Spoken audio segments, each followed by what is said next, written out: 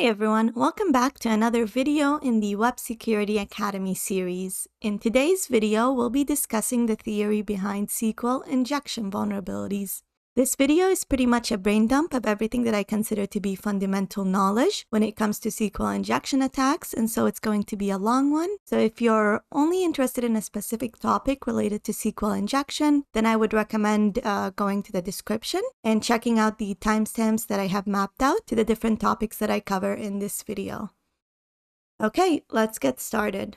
We'll start off with describing what a SQL injection vulnerability is and the technical details behind this category of vulnerabilities. So in this section, we'll discuss topics like what are SQL injection vulnerabilities, what are the different types of SQL injection vulnerabilities, how common are SQL injection vulnerabilities, and so on. Next, we'll cover how to find SQL injection vulnerabilities from both a black box and a white box perspective. So if you're given an application and possibly even the source code of the application, how would you approach testing the application in order to determine if it's vulnerable to SQL injection? In the third section, we'll cover how to exploit SQL injection vulnerabilities. So imagine you're testing an application and you discover that one of the input vectors or one of the parameters is potentially vulnerable to SQL injection. In that case, how do you go about exploiting that vulnerability in order to gain access to sensitive information or even potentially gain remote code execution on the server? Last but not least, now that you have successfully found and exploited a SQL injection vulnerability, what recommendations can you give to the client in order to remediate the vulnerabilities that you found?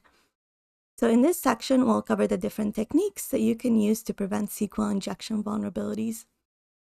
Okay, let's start off with the first section. What is SQL injection? SQL injection is a vulnerability that consists of an attacker interfering with the SQL queries that an application makes to the backend database. So if you as an attacker can manage to interact and change the SQL query by adding SQL characters or SQL code in an input vector of an application, then the application is definitely vulnerable to SQL injection. Now, to better understand this, let's take an example. Imagine you have an attacker, a web server, and a database. The application that the web server hosts has an authentication functionality where the user has to put in their username and password. And once the username and password are put in, a query is made to the database to see if this username and password are in the database. And if they are, then the user is presented with his or her profile page. If the user enters an incorrect username or password, then the user is presented with an error message that says you have entered an incorrect username or password. So in this case, we clearly have two input vectors, the username field and the password field, that talk to the backend database. So they get included in a query in the backend database. And so we definitely need to test these input vectors for a SQL injection vulnerability to see if that input is validated in any way. So let's see what an attacker can do. In this case, what an attacker is doing is in the username field, instead of just adding a username, the attacker adds the username admin, the account that the attacker wants to compromise. But then the attacker also adds some SQL characters after the username. So a single quote and then a double dash, which stands for a comment. So what happens is that this username gets included in a query. So what the query does at the backend is it says select star from users. So select all the entries from the users table where username is equal to whatever username is put in here and password is equal to whatever password is put in here. Now, if this input is properly validated, and we'll talk about that in the next couple of sections, if this input is properly validated, then the database will literally look for a username that is equal to admin code dash in the database. And it won't find one because no one has that username. And so the attacker would be presented with an incorrect username or password. However, if this application is vulnerable to SQL injection, so it doesn't use parameterized queries, it doesn't validate user input, then what will happen is that any SQL characters or SQL code that the attacker adds as part of the payload will become part of the query. And so in this case, what's happening is select star from users. So select the entries from the users table where username is equal to admin. The single quote over here that the attacker included closes the string for the username, and then the double dash stands for a comment, and so it says comment out the rest of the query. And so what happens is the query becomes this. So select all the entries from the users table where username is equal to admin. Now admin is an existing username in the database, and so what happens is that the database will return the admin user profile, and the attacker gets logged in as the admin user. So essentially what happened over here is that the attacker exploited a SQL injection vulnerability in the login functionality of the application in order to bypass authentication. So in this case, the attacker no longer needed to know the admin's password because the attacker was able to change the query to no longer ask for the admin's password. So that's one example of how you could use SQL injection vulnerabilities in order to bypass authentication on login functionality. Now let's talk about what are other impacts of SQL injection attacks. And the real answer to this is that it really depends on the context of the SQL injection that you're exploiting. So some SQL injection vulnerabilities will only allow you to view data, whereas others will allow you to actually modify data. So when I was coming up with this slide, instead of listing the infinite number of things that you could do to applications with SQL injection vulnerabilities, I instead decided to just compare it to the SIA triad. So how it affects confidentiality, integrity, and availability. So in terms of confidentiality, some SQL injection vulnerabilities will allow you to view sensitive information, such as usernames and passwords, so the application's username and password. And that's an example of how you impact the confidentiality of an application by accessing information that you shouldn't have access to. In terms of integrity, some SQL injection vulnerabilities will allow you to alter data in a database. And an example of that that I exploited not too long ago is an application that allows you to update an email address. And so because this was vulnerable to SQL injection, I was able to update another user's email address to one that I control. And so what I did is, because I control this email address, I reset the password of the user, and the reset token was sent to the email address that I own. And so I hijacked the user's account. And that's an example of how to affect the integrity of the application, because you were able to alter data that you shouldn't have otherwise been able to alter. It also affected the availability of the application, because I denied, when I reset the user's password, I denied access to the user's account. And so I affected the availability of the application. And of course, in certain scenarios, SQL injections could actually lead to remote code execution on the operating system, and that affects confidentiality, integrity, and availability all at once. And you would gain access to the operating system with the same privilege that the database is running with. And so you got to be very careful in terms of making sure that the database runs with the least privilege possible. And we'll discuss that in the last section when we're talking about things like defense in depth and how to prevent SQL injection vulnerabilities.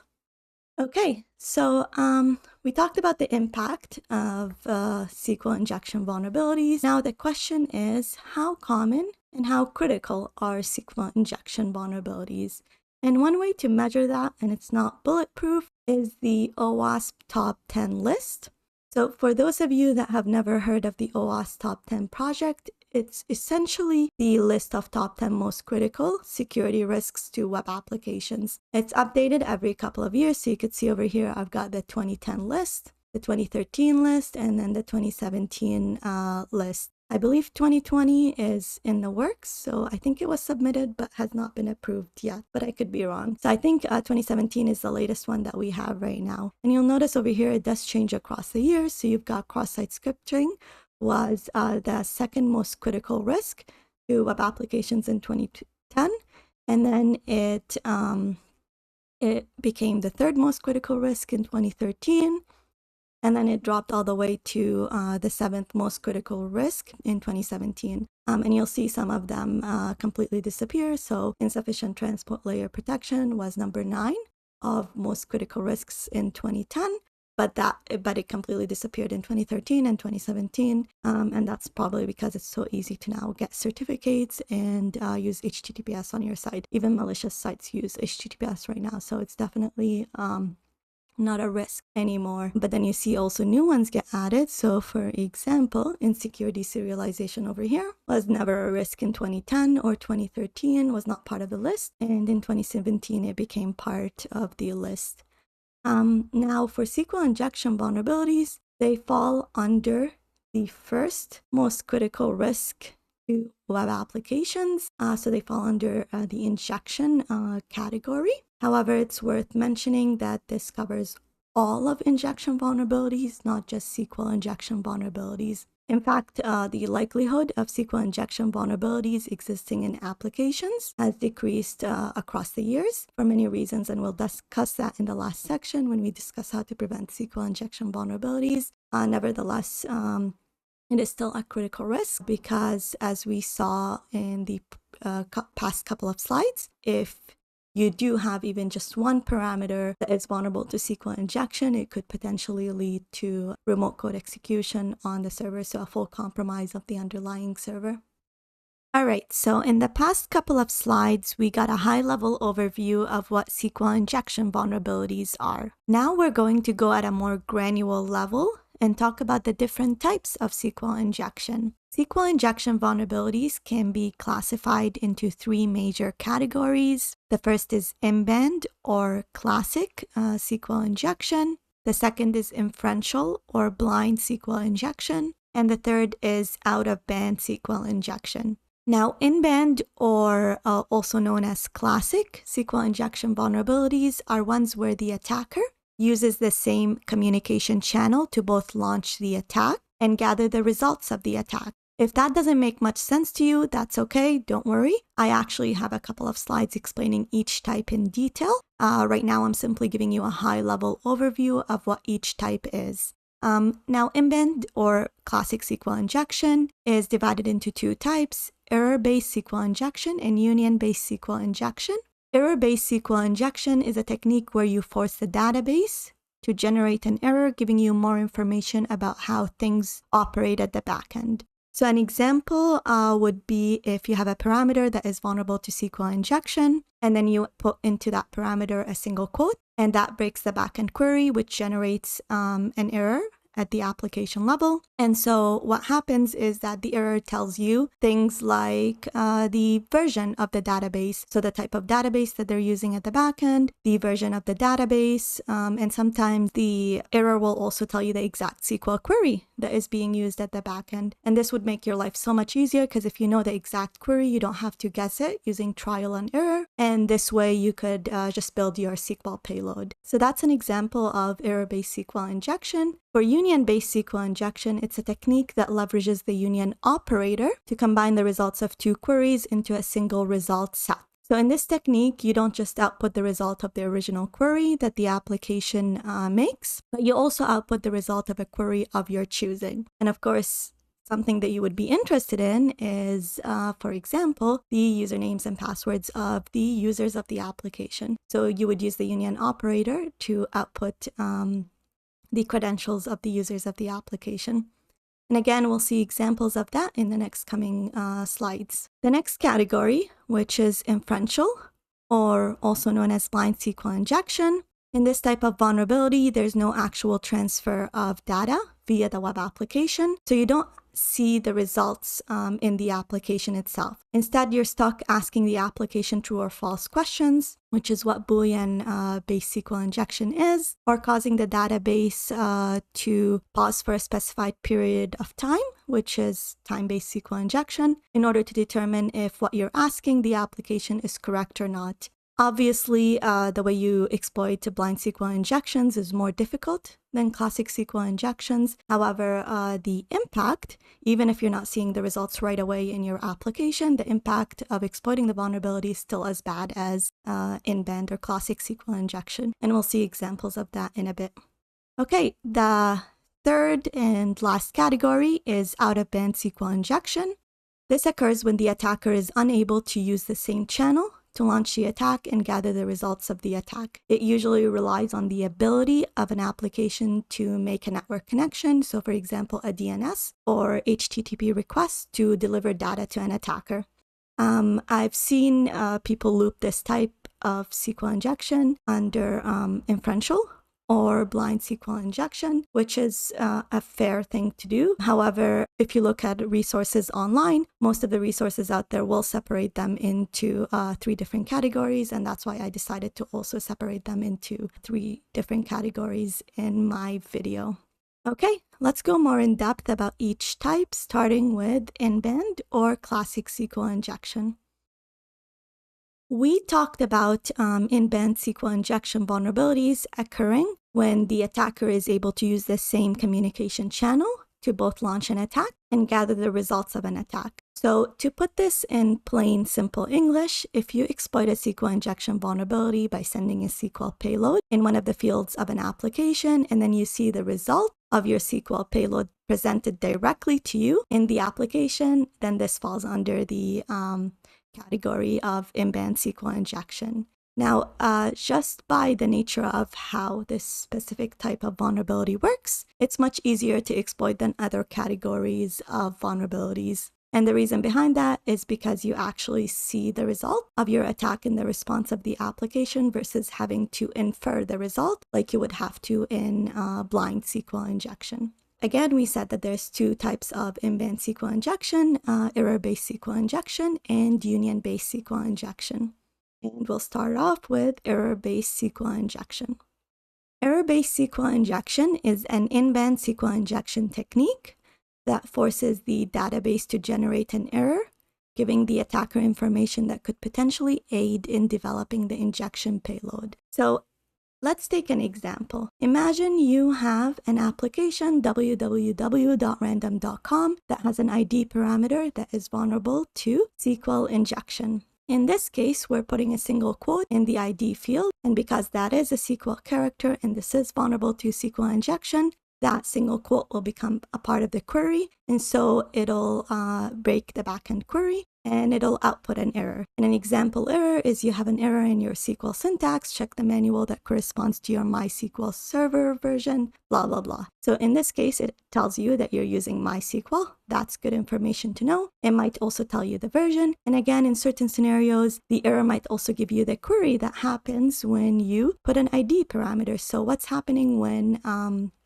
you put, for example, an integer in the ID parameter, the exact query that happens at the backend. And this way, if you have the exact query, it's so much easier for you to develop your payload versus sending a bunch of requests to the application in order to determine what the payload is. And so this is in-band SQL injection or classic SQL injection because you see the output of your SQL injection right there in the application. And it's error-based because the idea is that you output an error in the application.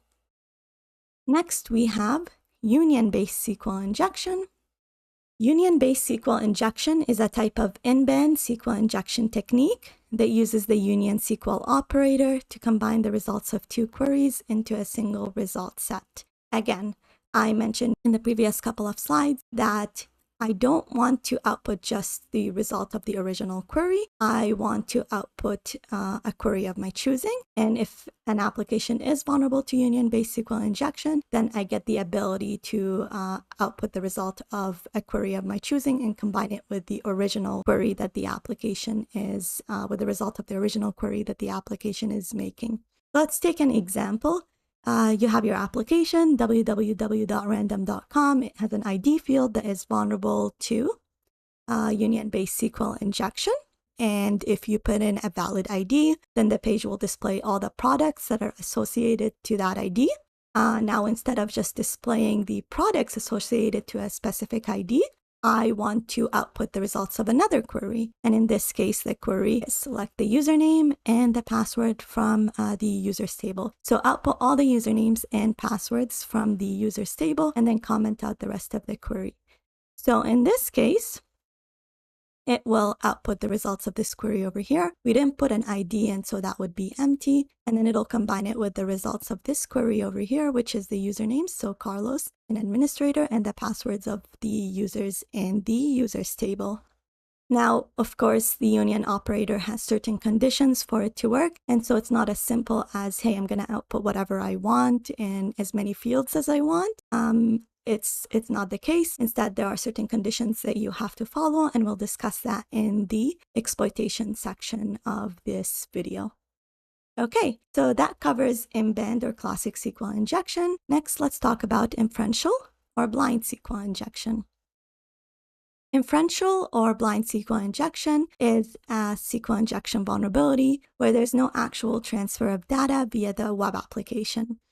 So unlike in-band SQL injection, where we directly saw the output of the SQL injection displayed for us in the application, in the case of blind SQL injection, the database does not output data to the web page. And so this forces the attacker to steal data by asking the database a series of true and false questions, and then determining based on how the application responds, whether the application responded with, yes, this is a true statement versus no, this is not a true statement. And again, this will become more clear once we discuss the different types of blind SQL injection and we take examples. Now, just because an attacker can't directly display data from the database, that doesn't mean that this is a harmless vulnerability. Like I said in the previous slides, in fact, it's just as dangerous as in-band SQL injection because you can extract information from the database by asking true and false questions. It's just that this type of vulnerability takes a little bit longer and a little bit more skill set in order to exploit. Okay, and we said there are two types of blind SQL injection, Boolean-based SQL injection and time-based SQL injection. Let's talk about Boolean-based SQL injection. Boolean-based SQL injection is a blind SQL injection technique that uses Boolean conditions to return a different result set depending on whether the query returns true or a false result. So in simple English, again, the attacker sends different SQL payloads that ask the database true and false questions. And depending on how the database responds, then you could infer whether the application responded with true or false. This is sometimes referred to as content-based blind SQL injection. So you'll see those two terms used interchangeably. Now, let's take an example so that this becomes a little bit more clearer. Imagine, again, you have an application, www.random.com, and it has an ID parameter that is vulnerable to blind SQL injection. And imagine in this case, you can't simply use the union operator to output data in the database like we did with union-based SQL injection. So in this case, what you can try to test if the field is vulnerable to SQL injection is first inject it with a false payload. So force a payload that you know is false, and then see how the application responds, and then force a payload that you know is true, and see how the application responds. And if the application responds differently in the false payload versus the true payload, then this is vulnerable to Boolean-based blind SQL injection. So let's take the backend query. So imagine over here, when you enter an ID number, this is the query that happens at the backend. So select the title from the product table where ID is equal to 1. And because ID is equal to 1 is a valid ID in the table, the application will display the title of the products that are associated to ID 1. Now, if we want to force a false payload, what we can do is we could use a conditional statement and 1 is equal to 2. So the backend query would be select the title from the product table where ID is equal to 1 and 1 is equal to 2. Now we said ID is equal to 1 is a valid ID, and so this will evaluate to true, and 1 is equal to 2 will evaluate to false because 1 will never be equal to 2. And so because this is an AND statement over here, you're using the AND operator, they both have to be true in order for the entire where clause to evaluate to true. So this evaluates to true, this evaluates to false. True and false is equal to false. And so the entire where condition evaluates to false. And so it won't display a title from the product table. So in this case, if you force the false statement, you won't get the title of the products that are associated to ID is equal to 1. Now let's see what happens when you force a true statement. So we'll use conditional statements and we'll say ID is equal to 1 and 1 is equal to 1. Now we said ID is equal to 1 evaluates to true because this is a valid ID in the table, and 1 is equal to 1. 1 will always be equal to 1. And so this will always evaluate to true. True and true evaluates to true. And so the where clause evaluates to true. And so the title of the products that are associated to ID 1 will be outputted on the page. And so right now, I have two different responses depending on whether I force a false statement versus a true statement. And so I'm able to tell when the application is telling me, yes, this is a true statement versus no, this is not a true statement. And so now you might be wondering, well, it's nice that I can play around with the application and get it to output true or false, but how does that actually matter? And how does that help me in exploiting a SQL injection vulnerability to get sensitive information from the database? To answer that, let's take another use case. So imagine the same application. The application has a login functionality, and so it has a users table in the database, and the users table has the usernames of the users of the application, so in this case, administrator, and the hashed passwords of the users in the application. And so I want to extract this hashed password for the administrator, but I can't simply output it on the page like I would for union-based SQL injection. And so I have to use my Boolean-based SQL injection in order to output it. And that's only done by asking the application true and false questions. And so the way I'm going to do that is by using this payload over here, which generates this query over here. So you've got, I'll use the substring function. And what that function does, it extracts some characters from a string. So the first parameter that it takes is the string that you want to extract from. The second parameter that it takes is the start position for the extraction. And the third parameter that it takes is the number of characters to extract. So in this case, I'm saying that string to extract from is the output of this query. So select the password from the users table where username is equal to administrator. This query will output this hashed string over here. And then I'm asking it extract the first character in the string and only one character. And so it will extract the first character over here of the hashed password. And then I'm asking it, is this first character equal to S? In this case, the first character is not equal to S because the first character is E. And so this statement over here evaluates to false.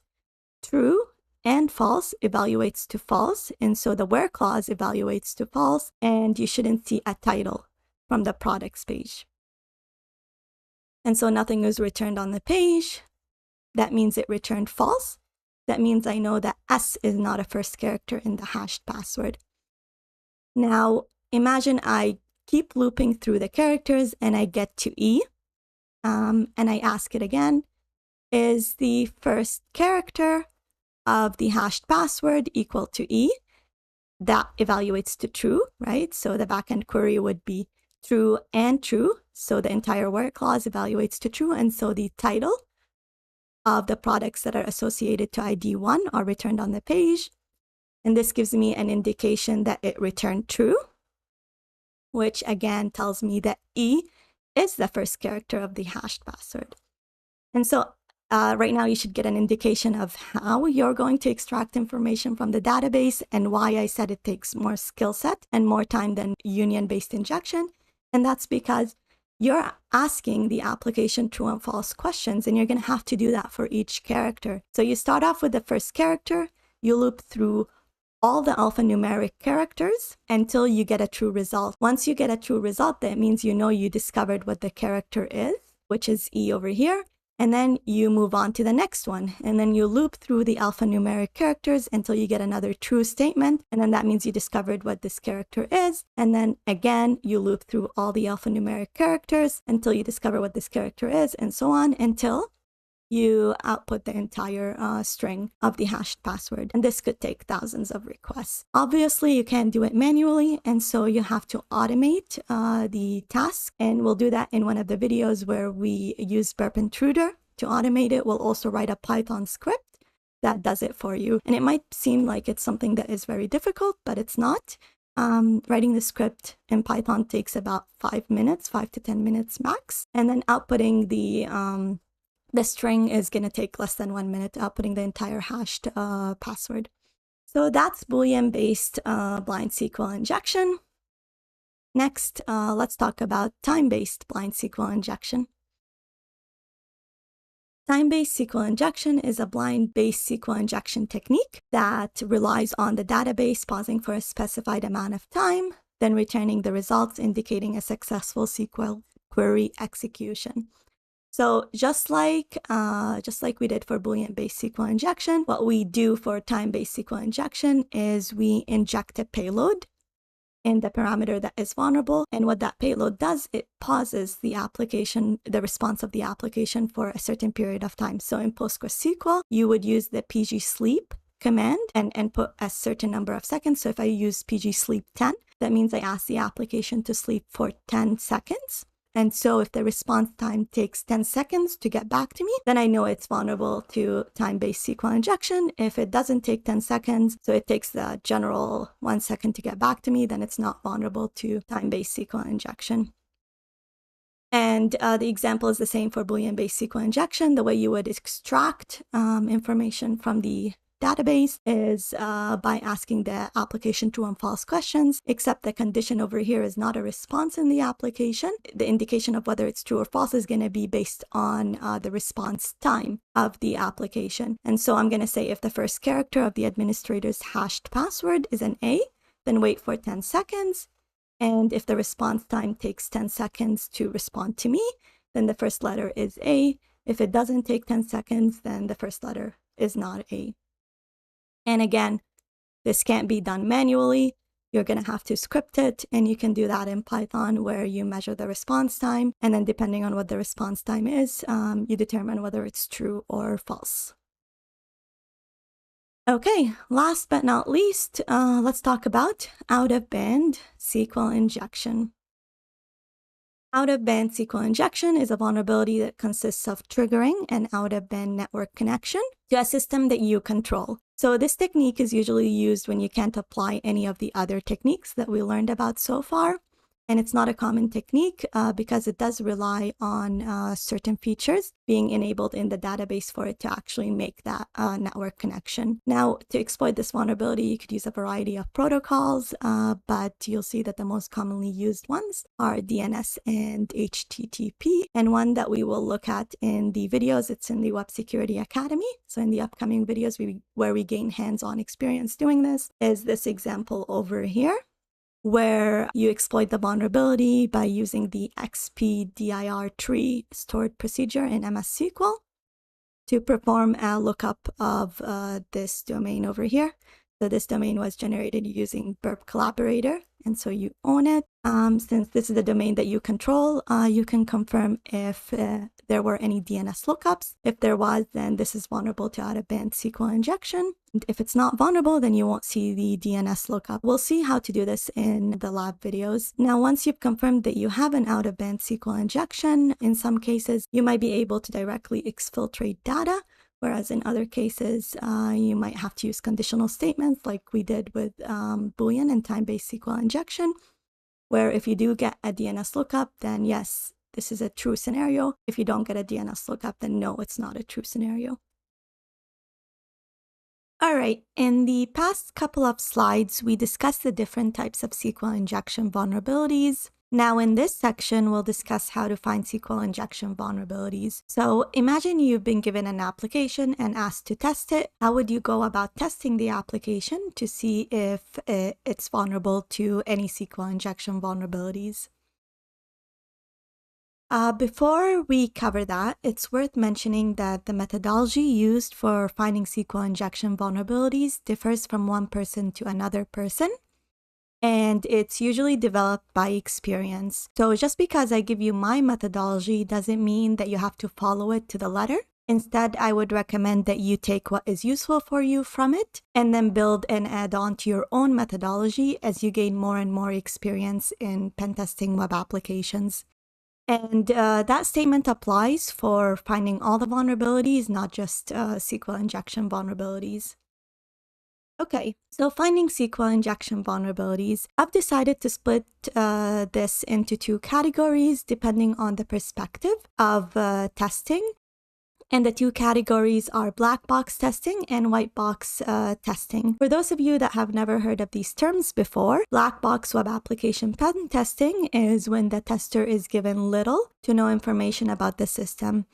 Usually the only information that the tester has access to is the URL of the application and the scope of the engagement. So this is similar to mimicking an external attacker that is trying to attack your system. The attacker usually doesn't know anything about the application other than the main URL of the application. Now for white box web application pen testing, it's the complete opposite. The tester would be given complete access to the system, including access to the source code of the application. Now there's a third category that I haven't included on the slide, and it's called gray box web application pen testing. This is a combination of white box and black box pen testing where the tester is given limited information and access to the system. For example, instead of just giving the tester a URL of the application, like you would with black box pen testing, the tester is also given accounts to the application. So when it comes to my methodology of finding SQL injection vulnerabilities, I loop both gray box and black box pen testing into one category, and that's because my methodology is the same regardless of the category. The way I see it is if I'm approaching it from a black box perspective, my scope will be much more limited than the gray box perspective unless I find authentication bypass vulnerability. Nevertheless, the methodology is still the same for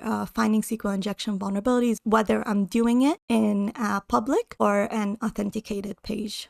And that's why they're looped in together. Now, when it comes to white box pen testing, that's a whole different methodology because you actually gain access to the source code of the application.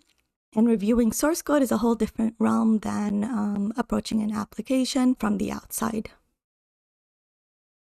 All right, let's start off by talking about how to test applications from a black box perspective. The first thing that I do when testing an application is map the application. And what that means is I literally visit the URL of the application. I walk through all the pages that are accessible to me within the user context that I'm running as. I make note of all the input vectors that potentially talk to the backend. I understand how the application functions. I try to figure out the logic of the application. I try to find subdomains in the application. I enumerate directories and pages that might not be directly visible to me through the application, and so on. And while I do all of that, I have my burp proxy listening silently and intercepting all the requests that I'm making to the application. So mapping the application is such an underrated step when it comes to pen testing applications, although I would argue it's probably the most important step. And the reason I say that is because I usually see beginners in this field get way too excited about the fact that they're testing an application, and then the first thing that they do is start throwing potentially malicious input vectors into the application to see if the application responds in an unusual way. And although this is a valid way of testing an application, it doesn't make you any different from an automated tool. So this is exactly what web application vulnerability scanners do. They crawl the application, they locate all the input vectors, and then they throw a ton of malicious payloads at these input vectors. And depending on how the application responds, the scanner logs the behavior as a potential vulnerability. And this way of testing usually only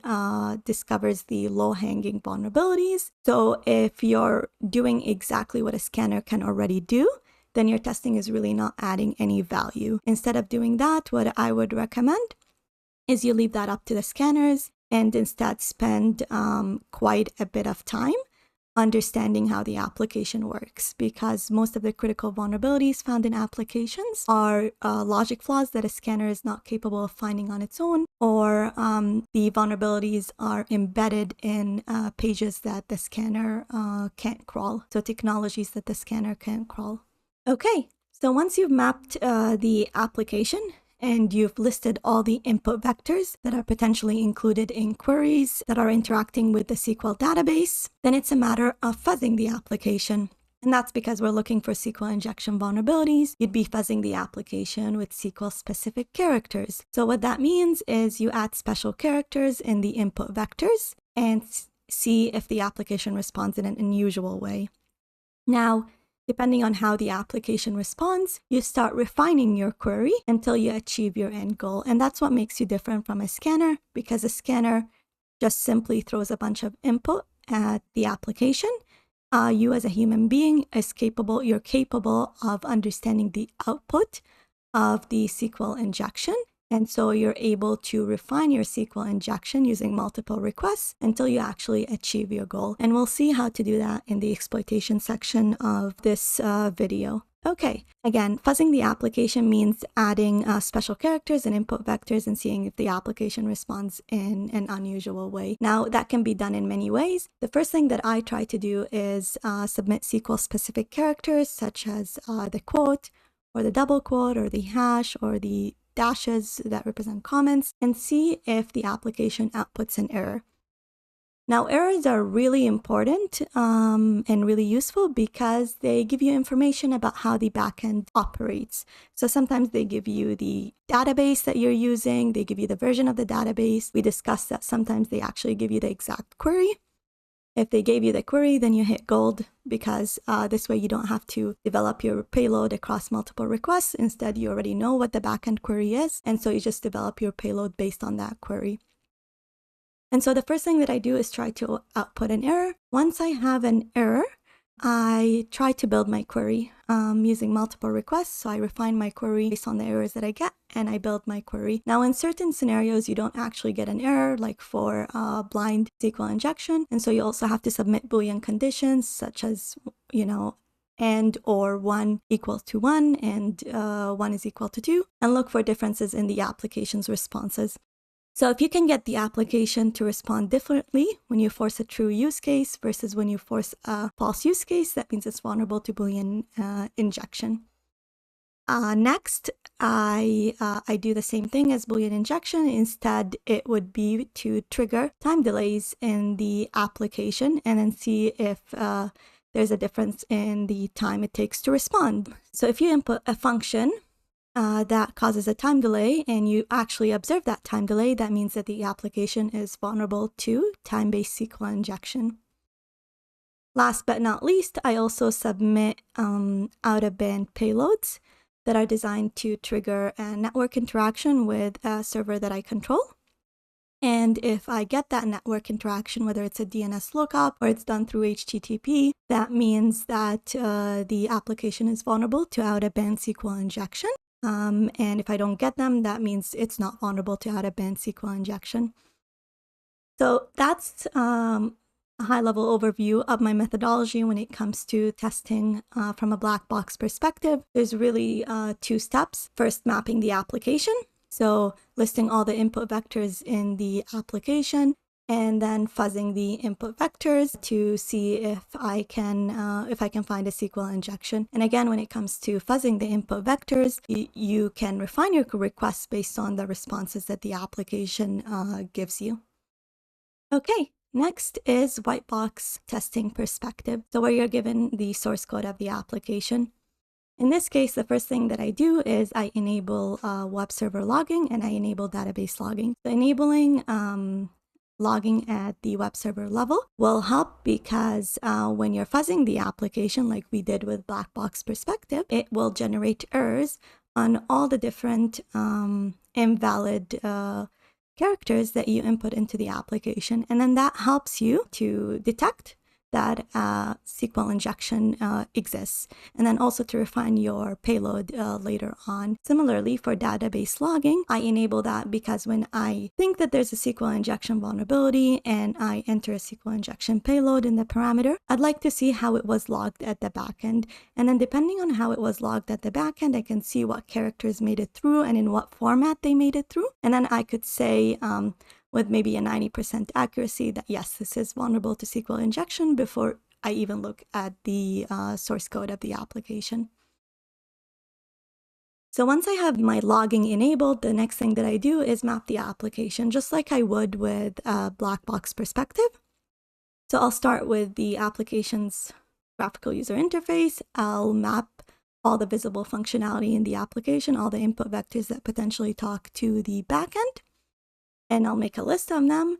Next, because I do have access to the source code, I'll also do a regex search on all instances in the code that talk to the database. And that really depends on how the application is programmed and then which database it uses and so on. But I would have regex strings that I look for in the code to see if I've missed anything that I haven't mapped from a black box perspective. And you'll see that there are certain pages that might not have been directly accessible through the main page of the application, and you didn't discover them through directory brute forcing. And so it's useful to actually look at the code and see if there's anything that you missed. Once I have a list of everything, what I would do is I would literally fuzz the application. So I would submit SQL characters that could potentially break the query. I will look at how they were logged using database logging that I enabled in the first step. And then based on that, I can usually tell if it's vulnerable to SQL code injection. And if I feel like it's vulnerable to SQL code injection, then I actually do a code review of that functionality. So for example, if I think the login page is vulnerable to SQL injection, what I would do is I will look for the login functionality, so the function that implements that in the code, and then I would do a walkthrough of that entire functionality from beginning to end, until I have confirmed that it is vulnerable to SQL injection in theory. And then to confirm in practice that it is vulnerable to SQL injection, then I would test it out. And depending on the response I get from the application, that means it's vulnerable to SQL injection. So again, that's my methodology. It doesn't mean that it's a methodology that you should follow. I do know people that would automatically just go into the source code and then do a search for insecure functions when it comes to parameterized queries and so on. And so if they find an insecure function, they'll start with that instead of doing kind of a hybrid approach of both black box and white box, which is the way that the methodology that I described.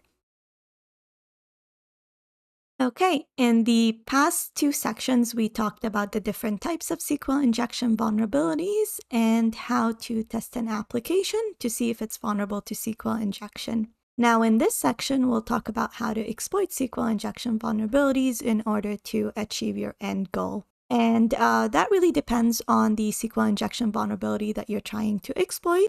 We so far talked about five different types: error-based SQL injection, union-based SQL injection, Boolean-based blind SQL injection, time-based blind SQL injection, and out-of-band SQL injection. So in this section, we'll talk about how to exploit each one of these vulnerabilities. And we'll start off with error-based SQL injection. Now, as a reminder, we said error-based SQL injection is an in-band SQL injection technique that forces the database to generate an error, giving the attacker information upon which to refine a query. So successful exploitation of an error-based SQL injection is the fact that you can get the application to output an error. So there's really not much to exploiting this vulnerability. All you would do is submit SQL-specific characters, again, such as the single quote or the double quote, and you look for errors in the application. Now, different characters can give you different errors, so it's good to fuzz the application with the commonly known characters to generate errors. Next is union-based SQL injection. Exploiting this vulnerability is a little bit more involved. As a reminder, we said union-based SQL injection is an in-band SQL injection technique that leverages the union SQL operator to combine the results of two queries into a single result set. Now, in order for you to use the union operator, you have to follow the rules of the union operator, and there's two basic rules. The first one is that the number and the order of the columns must be the same in all queries, and the second one is that the data types must be compatible. So the query that the application is making and the query that you want to make have to satisfy these two rules. And so when you're exploiting union-based SQL injection, the first thing that you need to do is figure out the number of columns that the query is making. We'll talk about that in a bit, and we've got two ways of doing that. Next, you figure out the data types of the columns. We're mainly interested with string data because we want to extract things like usernames and passwords and so on. And so that's usually saved in string format. And so we need to find a data type that outputs string data. And this way we could output the data that we want to extract. And then once you've figured out the number of columns that the query is making and the data types of the columns, then you could use the union operator to output information from the database. Sometimes you don't actually get the data type that you want, and so it's a dead end. You can only extract, for example, integers or so on. So it depends on the SQL injection and the context that you're running with on whether you could actually exploit it to extract information from the backend database. Okay, so I said there's two different ways of determining the number of columns that are required in a SQL injection union attack. And one of the ways is using the order by clause. Now, this clause orders the result set of a query by a specified column list. So let's take an example. If you've got select the title and the cost from the product table where ID is equal to 1, and then you say order by 1, what that means is that you're ordering by the first column, which is by the title column over here. Now, the way to figure out the number of columns is to incrementally inject a series of order by clauses until you get an error or observe a different behavior in the application. So if I say order by 1, it'll order by the first column.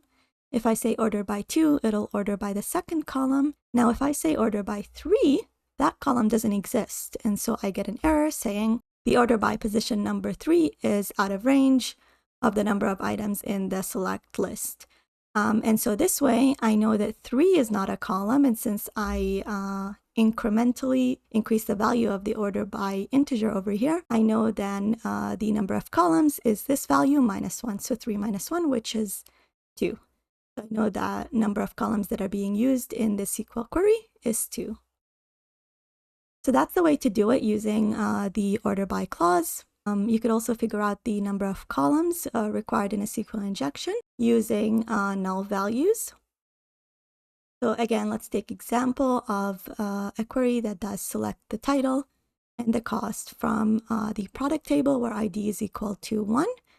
And then you say union, select null, and then dash dash for a comment character.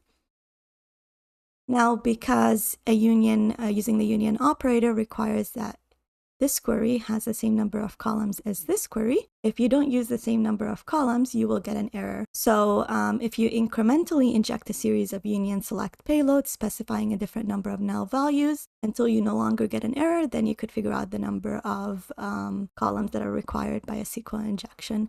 So for example, when I put this payload over here, which is the one over here, it'll give me an error saying something like all queries combined using a union, intersect, or except operator must have an equal number of expressions in their target list.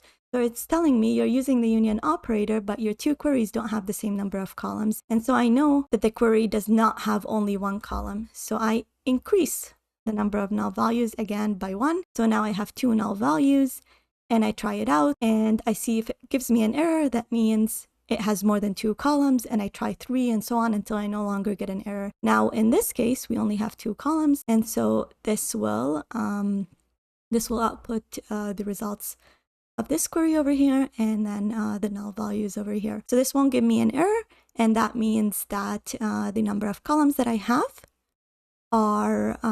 is equal to the number of null values that I entered, which is 2. So you could either do it by the order by clause or use by adding union select payloads specifying different numbers of null values. Okay, so that's how to find out the number of columns that the query is using. Next, we need to find a useful data type in these columns. And so the way to do that is to probe each column to test whether it can hold string data by submitting a series of union select payloads that place a string value into each column in turn. So over here, what I would do, now I know that it has 2 columns, right? From the previous exercise that we just did.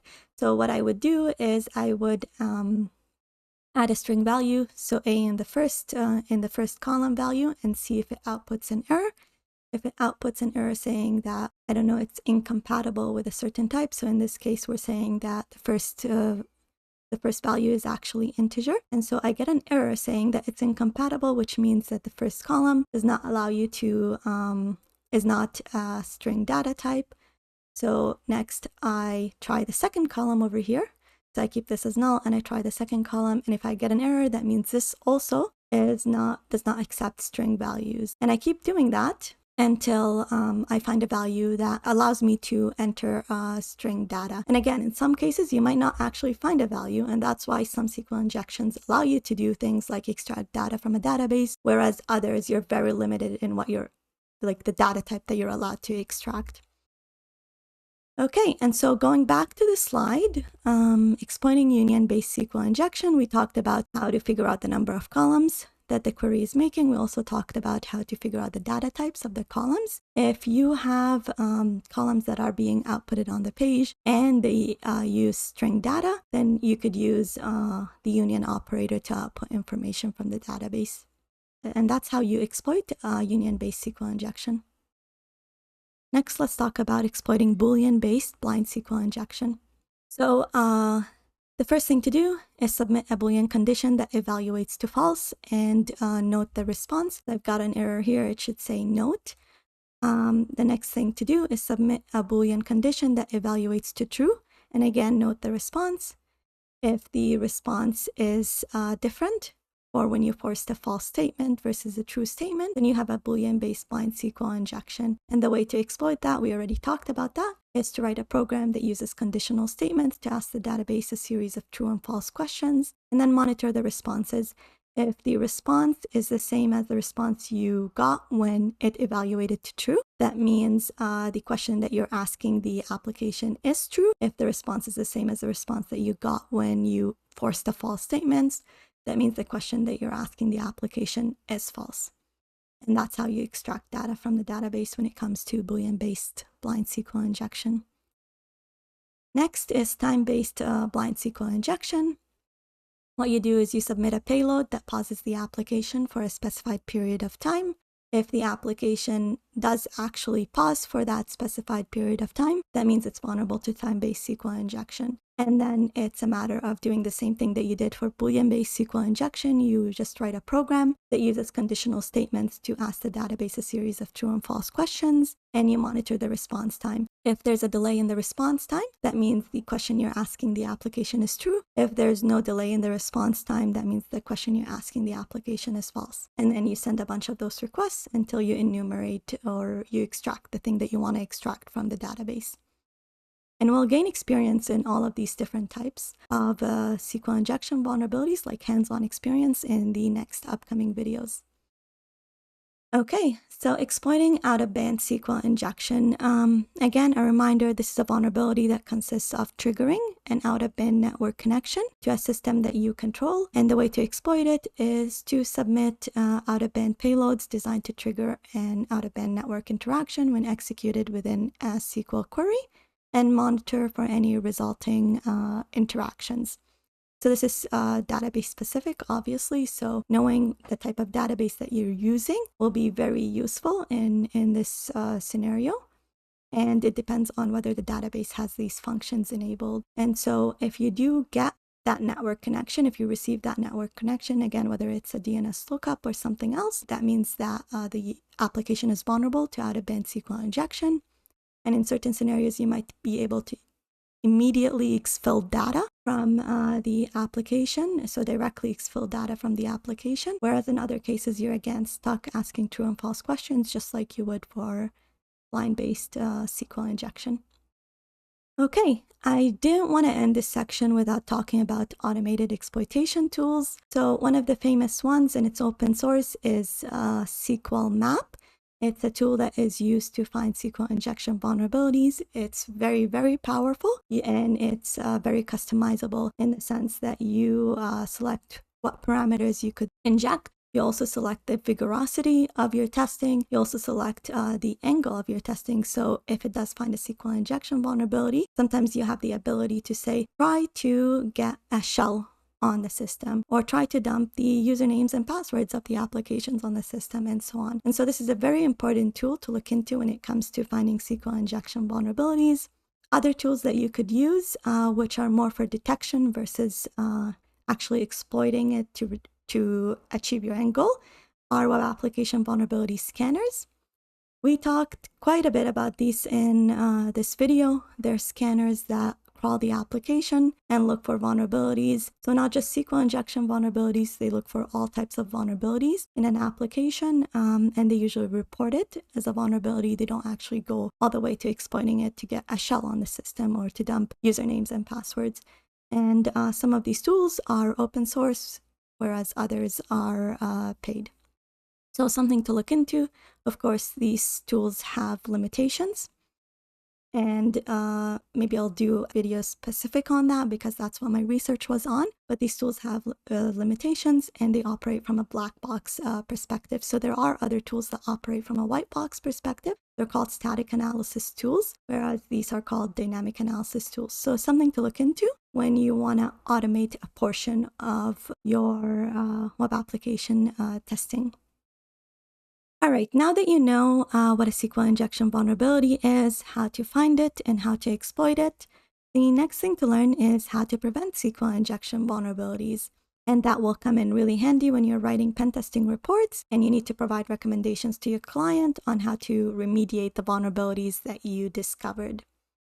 So there are the primary defenses and the additional defenses, which use the concept of defense in depth. We'll talk about each defense in the next couple of slides, and those are the ones that are mentioned in the Web Application Hackers Handbook. But the idea is I have this highlighted over here because this is the correct way of preventing SQL injection vulnerabilities, and that is by using prepared statements or parameterized queries instead of string concatenation within a query. All the other options are partial options and should be used only as a last resort with the knowledge that they might be bypassed or they might be implemented incorrectly, and they might cause a SQL injection in the future. And so let's talk about each one in order, starting with the correct way of defending against SQL injection vulnerabilities, and that's using prepared statements. Okay, so let's take an example first. So you've got a code block over here. The first one, which is query over here, has select the account balance from the user data table, where username is equal to request.getParameter customer name. So what this does is it takes user input, so user controlled input customer name, and it adds it directly to the query, and then it defines the structure. So it's defining the structure of the query, and then it executes the query. So do you spot the issue over here? It's a bit obvious. The user supplied input customer name over here is embedded directly into the SQL statement. And so anything that the user adds over here might actually be interpreted as part of the query.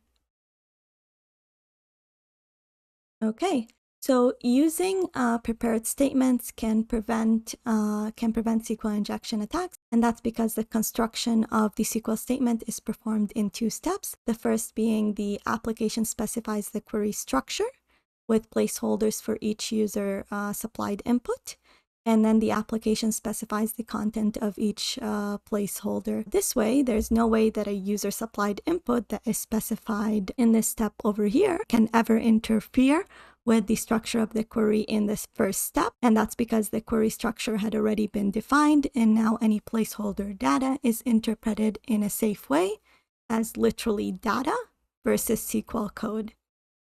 And so let's take an example of code that is not vulnerable. So in this code over here, you could see there is the variable cust name. It takes an user supplied input, customer name. You've got the query over here being defined.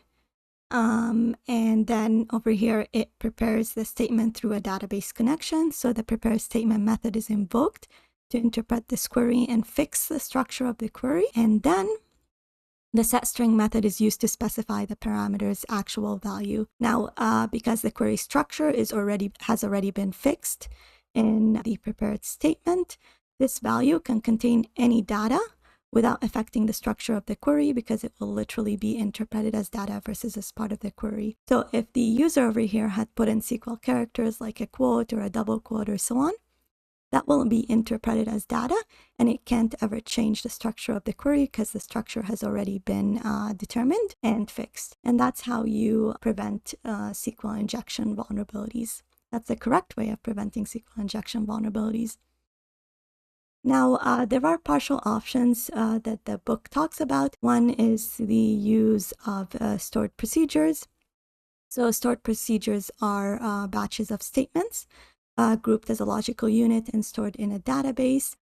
This is not always a safe way of preventing SQL injection vulnerabilities because if it's implemented incorrectly, it could still be vulnerable to SQL injection. So it still needs to be called in a parameterized way in order for it to be safe against SQL injection vulnerabilities. The reason that some people would use stored procedures or any of the partial options is because there are certain parameters that you can't specify as placeholders in parameterized queries. And for example, the table name or the column name. And so if that's user controllable, you have to use one of the partial options in order to prevent SQL injection attacks. Now, the correct way of doing it is that this should never be user controllable, but if it has to be user controllable, then you use one of the partial options.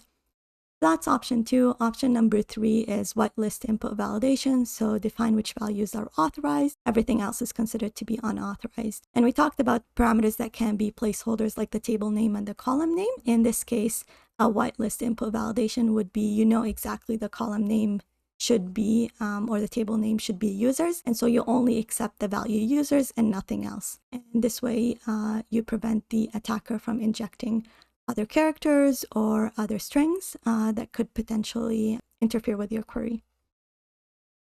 Option number 4 is escape all user input. So validate user input, and that should only be used as a last resort. Again, it's a partial option versus something that for sure prevents SQL injection vulnerabilities. Okay, additional defenses. Before we talk about that, let's talk about the concept of defense in depth. So the idea is to make it as difficult as possible for the attacker to compromise your organization. And that's done by providing additional protection in the event that the frontline defenses fail. So if me as an attacker, I want to gain access to your organization, and I manage to get past the first block that you had put in my way, then I would have 2 other obstacles that I need to get through before I get to your organization. And so in the same sense, although you use parameterized queries, just in case you by chance forgot to include it on one parameter in one page, you want to have defenses in place that if a SQL injection vulnerability was exploited, the attacker gets another obstacle in their way before they could achieve their goal. And so one is least privilege. So the application should use the lowest possible of privileges when accessing the database. And the reason behind that is if SQL injection exists in your application and an attacker exploits it to gain remote code execution on the server that the database is installed on, then the attacker will gain the same level of privilege that the database is running with. And so if the database is running as system or root, then the attacker already has all the privileges that the attacker needs on that server. However, if it was running with a service account that has all the privileges stripped, then the attacker has to find ways to escalate privileges on the server before they can, for example, move laterally within the organization. And so the application should always use the lowest possible level of privilege when accessing the database. Any unnecessary default functionality in the database should be removed or disabled. That includes things like functions that allow you to execute system commands from the database. Also functions that allow you to make a network connection that we talked about out-of-band SQL injection, right? So functions that allow you to do that. So any unnecessary default functionality that you don't need for the application to function, that should be removed because it decreases the amount of things that an attacker can use in order to penetrate your organization. Ensure CIS benchmarks for the database in use is applied. So there are benchmarks for most of the databases out there. And these are rules on the way to configure your database in order to ensure that it's secure. And it includes things like the application should use the lowest possible level of privilege and removing any default functionality and so on. So look up your database version and you should be able to find a CIS benchmark for it. And last but not least, this one's obvious, all vendor-issued security patches should be applied in a timely fashion. So if you get notified that the database version that you're using is vulnerable to some kind of vulnerability, then you should patch your database as soon as possible to decrease the window of time that the attacker has to attack your database and to exploit the vulnerability. And then this one, we already discussed it. So whitelist input validation. So although you have parameterized queries, an additional defense, so a defense in depth, is to still whitelist all the input values that come from the user, so come from the client side. Okay, and that wraps up the last section. Before I close this video, let's talk about the resources that were used to create this video.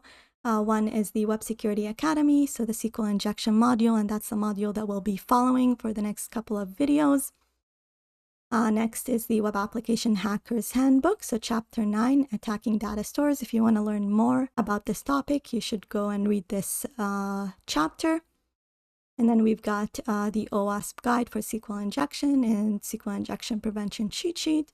I also included the Pentest Monkey URL. And the reason behind that is because it lists all the different SQL injection payloads that you could use depending on the database that you're using. And then there's other ones like payload all the things and so on. We'll see a lot of this when it comes to the videos. To wrap up, in this video, we learned about SQL injection vulnerabilities, how to find them, how to exploit them, and how to prevent them.